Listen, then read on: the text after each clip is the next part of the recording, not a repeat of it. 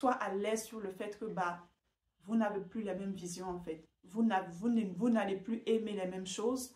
Vous n'allez plus avoir les mêmes visions, les mêmes priorités. C'est normal. Et les désirs que tu ressens toi, au fond de toi ou les malaises que tu peux ressentir quand tu discutes avec ces personnes-là, c'est normal. Maintenant, il faut juste demander au Saint-Esprit. Parce que quand il y a une chose qui doit partir de ta vie, il faut demander au Seigneur de combler en fait ça. C'est vrai que nous avons la présence de Dieu qui est là, qui nous comble, mais il faut demander, c'est là où c'est important de prier pour que le Seigneur te connecte en fait avec des amis de destinée. C'est tellement important.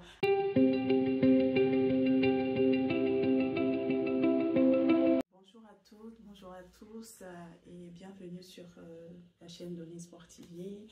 Voilà, très heureuse de vous retrouver aujourd'hui pour partager sur un thème vraiment important, sur l'amitié. Et aujourd'hui, j'aimerais vous partager un peu mon témoignage, mon retour d'expérience. Je voulais vraiment aborder en fait l'amitié aujourd'hui pour aider en fait une personne qui, tu viens de donner ta vie à Jésus-Christ. Et bien évidemment, on a tissé des relations amicales depuis notre enfance. Mais effectivement, quand on vient à Christ, on change complètement de camp. Voilà, on change de camp. On change de camp, on change complètement de paternalité, j'ai envie de dire. Tu passes des ténèbres à la lumière. Tu passes du royaume du monde au royaume de Dieu. Donc forcément, il y a beaucoup de changements qui s'opèrent en fait dans notre vie. Et voilà, ces amitiés qu'on a eu à développer par le passé. Comment arriver en fait à gérer, qu'est-ce qu'il faut faire, est-ce que je laisse tomber tous mes amis que j'avais dans le monde, comment je fais en fait, voilà, sachant que qui dit changement de camp dit forcément que vous n'avez pas vous n'avez plus les mêmes délires en fait, c'est normal, vous n'avez plus les mêmes délires, vous ne riez plus forcément des mêmes choses et je sais que ça peut être très déroutant. Moi, je l'ai vécu. Je l'ai vécu et ça n'a pas été facile. Donc voilà, donc pour répondre tout simplement à cette question-là, on va simplement partir en fait on va se baser sur la parole de Dieu. Qu'est-ce que la parole de Dieu nous dit? Voilà, qu'est-ce que la parole de Dieu nous dit? Voilà, la Bible nous dit dans 1 Corinthiens 15 au verset 33, « Ne vous y trompez pas, les mauvaises compagnies corrompent les bonnes mœurs. » Amen. C'est la parole de Dieu. Et je vais lire encore un autre verset qui nous dit, c'est dans 2 Corinthiens 6 au verset 14, la Bible nous dit, « Ne vous mettez pas avec les infidèles sous un joug étranger, car quel rapport y a-t-il entre la justice et l'iniquité? Ou qu'y a-t-il de commun entre la lumière et les ténèbres? » Nous disons Amen à la parole de Dieu. Donc tout ce que je vais dire en fait par la suite va découler vraiment de ces deux versets-là. Donc la Bible nous dit clairement que les mauvaises compagnies corrompent les bonnes mœurs. La Bible ne dit pas que les bonnes mœurs vont impacter les mauvaises compagnies. Elle dit les mauvaises compagnies finissent toujours par corrompre en fait les bonnes mœurs. Et il nous dit, il n'y a plus en fait de lien entre les ténèbres et la lumière. C'est vrai que ce deuxième verset, on a plutôt tendance en fait on l'entend beaucoup plus dans le cadre du mariage. Voilà, on va nous demander, vraiment nous sommes des enfants de Dieu, donc tu ne peux pas aller épouser un homme ou une femme qui n'est pas né de Dieu en fait, qui n'est pas né du Saint-Esprit. Ça veut dire qu'en ce moment, si tu fais ça, tu te mets sous en fait un joug étranger. Et ça va être très difficile en fait pour toi dans ton foyer. Mais je pense que ce verset également est valable également dans le cadre en fait de l'amitié. Parce que quand nous venons à Christ, la Bible dit que quoi? Jésus dit, vous êtes le sel de la terre, vous êtes la lumière du monde. Amen. Donc c'est pour ça que dans ce passage, la Bible nous dit quel est le lien qu'il y a, qu'est-ce qu'il y a de commun entre la lumière et les ténèbres. Donc toi tu es devenu lumière, tu as quitté en fait le monde des ténèbres, donc tu n'as plus aucun lien avec le monde des ténèbres. Parce que ce qui se passe en fait dans le monde, c'est qu'on va critiquer, on va faire des choses en fait qui ne glorifient pas le Seigneur et ça ne pose aucun problème dans le monde parce que c'est normal. Mais quand on devient enfant de Dieu, et oui ça change, et oui la question, qu'est-ce qu'on fait des amis qu'on avait dans le monde? Qu'est-ce qu'on fait d'eux? Alors, mon idée n'est pas de dire il faut couper les ponts avec toutes ces personnes, non. Parce que même jusqu'à aujourd'hui, j'ai toujours des amis que j'ai gardés qui étaient dans le... Voilà, qui sont toujours dans le monde. Mais je continue de prier pour leur salut, mais qui sont toujours dans le monde, qui n'ont pas encore accepté Jésus dans leur vie. Donc, je ne vais pas pour autant couper les ponts avec eux, non. Mais il faut trier, en fait, ces amitiés. J'ai envie de dire que je veux vraiment aborder, en fait, les amitiés parce qu'il y a plusieurs types d'amitiés. Je veux parler même... parce que les amitiés qui ne sont pas très profondes, très intimes, des personnes qui ne sont pas forcément dans votre intimité, ça ne sera pas très compliqué parce que, voilà, vous allez juste mettre un peu plus de distance. Mais ça devient plus délicat quand c'est une personne, par exemple, une meilleure amie, un meilleur ami. Voilà, ou des membres de votre famille, par exemple. Alors, pour les membres de notre famille, bah, on n'a pas le choix. Il faut juste être sage. Et puis, voilà, on ne va pas couper les ponts avec les membres de notre famille. On n'a pas choisi d'être dans cette famille-là. C'est Dieu qui nous a mis là. Et la volonté de Dieu, c'est que tu pries pour que ces personnes-là soient sauvées. Donc, là, ça ne se discute pas. Il faut juste être sage et plutôt manifester en fait le fruit de l'esprit en fait. Et c'est quand ils vont regarder ce que tu es devenu, ce que Dieu fait au travers de toi, que le Saint-Esprit va leur convaincre en fait voilà, de donner en fait également leur vie à Christ. Alors, mais là, je veux vous parler vraiment des amitiés qui sont vraiment très proches. Voilà, mon meilleur ami, ma meilleure amie. Personnellement, j'ai vécu ça. Au début, quand je suis venue au Seigneur, j'avais vraiment... alors, j'avais plusieurs amis, des personnes en tout cas qui étaient autour de moi. Mais j'avais une personne en particulier qui était, on va dire, dans mon cercle en fait intime. Vraiment une amie que j'aimais beaucoup. Vraiment, on a vécu vraiment beaucoup de choses ensemble. Et quand je suis venue au Seigneur, bah forcément ma vie elle a changé, forcément ma direction elle a changé, forcément on n'avait plus les mêmes délires. Et ce que je me souviens, c'est qu'à un moment donné, cette relation a commencé en fait à me mettre en fait mal à l'aise parce que forcément, c'était pas une mauvaise personne, mais voilà, on n'était plus, on parlait, en fait les sujets sur lesquels on parlait, enfin ne m'intéressaient plus en fait, voilà, ne m'intéressaient plus. Et c'était très difficile parce que je voulais pas lui dire que bon, écoute, je suis plus trop dans ces délires là, ta manière, enfin, tu parles de, voilà, parce qu'elle parlait beaucoup de sexe, beaucoup de sexe. Et moi, vraiment, c'est des sujets, en fait, sur lesquels je voulais plus, enfin, parce que la Bible dit que ma bouche, elle est sanctifiée. Donc, je ne dois pas, en fait, il y a des paroles, en fait, qui ne doivent pas sortir de moi, ou même des pensées, en fait, sur lesquelles, en fait, je ne dois pas aller, parce que j'ai quitté, en fait, cette vie, vraiment d'impudicité, d'immoralité sexuelle, en fait, et que j'essaie, par l'aide du Seigneur, du Saint-Esprit, de vivre, en fait, dans la sanctification.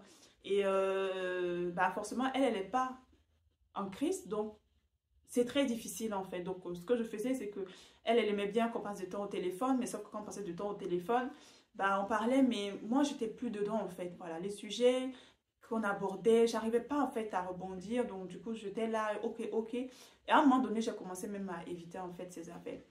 Et c'est là où j'ai vraiment... Mais je gardais en fait cette amitié parce que j'étais très proche de cette personne-là. Et c'est vrai qu'à l'époque, je n'avais pas encore tissé en Christ. Alors, Dieu m'a béni avec vraiment des belles connaissances, hein. Ça, aucun souci par rapport à ça. Mais je n'avais pas encore vraiment, au niveau de mon église locale, par exemple, tissé des... Je n'avais pas encore eu des connexions divines. Voilà, je vais dire ça comme ça. Et du coup, je gardais en fait cette relation malgré moi. Voilà. Mais j'avais interrogé au Saint-Esprit, Seigneur, qu'est-ce que je fais en fait? Qu'est-ce que je fais? Voilà. Elle ne veut pas donner sa vie au Seigneur. En tout cas, elle n'est pas prête, elle n'a pas encore eu cette conviction-là. Mais moi, voilà, ça me mettait vraiment mal à l'aise, en fait. Et j'avais vraiment reçu la conviction, en fait, du Seigneur que la relation allait se terminer. Je ne savais pas comment la relation allait se terminer. Et je priais à Dieu, je demandais au Seigneur que vraiment, que toutes les relations qui sont dans ma vie, qui étaient dans ma vie, en fait, qui ne doivent plus m'accompagner sur ce nouvel chemin que j'ai pris là, que vraiment ces relations-là, en fait, s'arrêtent, en fait, de tout seul. Mais c'est difficile en fait que quand tu as l'habitude en fait de communiquer en fait des heures avec une personne et que bah, à un moment donné je peux te retrouver en fait seule. Donc là j'ai commencé vraiment à demander au Saint-Esprit, j'ai vraiment commencé à prier. J'ai dit Seigneur, ok, si tu veux que je me sépare en fait de cette personne là parce que elle ne me fait plus du bien ou qu'on n'est plus du tout sur la même longueur d'onde, bah Seigneur, envoie-moi des personnes, envoie-moi des amis en fait, envoie-moi vraiment des amis, des personnes Je sais que j'en ai déjà qui sont dans ma vie, mais envoie-moi des personnes vraiment, envoie-moi en fait d'autres personnes, vraiment quelqu'un, une autre personne, d'autres personnes qui vont vraiment venir remplacer en fait, cela en fait. Et le Seigneur, il a vraiment fait, le Seigneur a exaucé. Il y a peut-être quoi, 1 an et demi maintenant, 1 an et demi maintenant que ça s'est passé. Et le Seigneur l'a vraiment fait. Le Seigneur l'a vraiment fait. C'était très dur. Je vous assure, c'était très dur. Le Seigneur m'a connecté en fait avec des personnes dans mon église locale. En plus, vraiment, parce que j'ai une autre meilleure amie que j'ai rencontrée à l'université, elle se reconnaîtra. Deux autres d'ailleurs que j'ai rencontrées à l'université, elles se reconnaîtront plutôt. Mais le Seigneur a opéré vraiment des connexions, notamment dans le département où je sers en fait. Le Seigneur, des personnes avec qui je servais habituellement, et il ne se passait pas grand-chose. Le Seigneur a ouvert mes yeux, le Seigneur a ouvert leurs yeux. Et vraiment, on est devenu vraiment comme ça. Et maintenant, comment la relation allait se terminer avec l'autre personne? Alors là, c'était très difficile. Ça m'a beaucoup peiné parce que mon souhait le plus cher, c'était que elle donne sa vie à Jésus et qu'on puisse vraiment continuer cette belle amitié et tout ça. Mais malheureusement, c'est personnel le salut et voilà, je continue de prier pour elle, mais en tout cas, la relation s'est arrêtée. Alors, je vous raconte en fait ça, à un moment donné, en tout cas, ça s'est arrêté tout seul. Juste une petite histoire comme ça qui n'en valait pas le coup, mais moi, j'avais déjà reçu en fait au fond de moi que ça allait s'arrêter, mais voilà, je savais que tôt ou tard, ça allait s'arrêter en fait. Je pense que ça nous a tous fait tous les mal, mais j'ai compris que c'était une relation dont je devais m'en séparer et que cette relation ne pouvait plus m'accompagner en fait sur le chemin de ma destinée. Et je crois que le Seigneur par sa grâce la sauvera. Voilà, peut-être, je continue toujours de prier pour elle, je ne l'oublie pas, je continue toujours de prier pour elle. Mais voilà, c'est juste pour faire comprendre que ça peut être, je comprends que ça peut être très difficile quand on vient au Seigneur. Qu'est-ce qu'on fait de nos amis? Voilà, ils ne vont pas forcément comprendre tout ce que j'ai envie de dire, tout ce que je veux partager. Ce n'est pas de dire sépare-toi ou ne te sépare pas, mais sois à l'aise sur le fait que vous n'avez plus la même vision en fait. Vous n'allez plus aimer les mêmes choses, vous n'allez plus avoir les mêmes visions, les mêmes priorités. C'est normal. Et les désirs que tu ressens toi, au fond de toi ou les malaises que tu peux ressentir quand tu discutes avec ces personnes-là, c'est normal. Maintenant, il faut juste demander au Saint-Esprit parce que quand il y a une chose qui doit partir de ta vie, il faut demander au Seigneur de combler en fait ça. C'est vrai que nous avons la présence de Dieu qui est là, qui nous comble, mais il faut demander, c'est là où c'est important de prier pour que le Seigneur te connecte en fait avec des amis de destinée. C'est tellement important. David avait Jonathan, Marie avait Élisabeth. Donc c'est tellement important. Ruth avait Naomi. Donc voilà, c'est tellement important en fait. Donc c'est là où vraiment il faut prier pour dire, ok Seigneur, je sais que bon, cette relation-là, ok, qu'est-ce que je dois en faire? Je dois m'en séparer, mais Seigneur, amène-moi en fait des personnes, des amis en fait. Et je vous assure que le Seigneur va exaucer en fait votre prière. C'est pas que ces personnes sont méchantes, c'est pas que c'est, mais rester avec ces personnes-là ne vont faire que vous tirer en fait vers le bas et vous éloigner en fait. Voilà, parce que c'est la Bible qui le dit. Les mauvaises compagnies corrompent les bonnes mœurs. Donc, pour éviter tout simplement de s'éloigner du Seigneur Jésus, de sa parole, des valeurs du royaume, voilà, il faut vraiment prier pour que le Seigneur fasse le tri dans ses relations et ceux qui doivent rester avec toi, les amis que tu as tissés dans le monde qui doivent rester avec toi. Le Saint-Esprit va toucher leur cœur d'une manière ou d'une autre, en fait, et qu'ils donnent leur vie à Jésus et que vous puissiez continuer ensemble. Il y en a où peut-être vous allez juste peut-être créer une simple distance. C'est-à-dire que voilà, ça vous ne serez plus peut-être des intimes, mais dans tous les cas, tu es obligé de t'entourer avec de frères et sœurs, des personnes qui ont les mêmes valeurs, qui partagent les mêmes choses, qui ont le même feu en fait avec toi pour vraiment te propulser vraiment dans le couloir de ta destinée. Donc voilà, c'est ce que je voulais partager avec toi. J'espère que ça va t'aider un petit peu.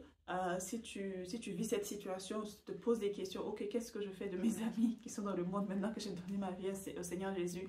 Avant toute chose, c'est de demander au Seigneur ok Seigneur, on fait le tri. On fait le tri comment? Ok, s'il y en a qui doivent me séparer, il faut que tu te sépares. Et si tu dois te séparer, prie pour que le Seigneur emmène des connexions de destinée dans ta vie. Moi, en tout cas, c'est ce que je fais.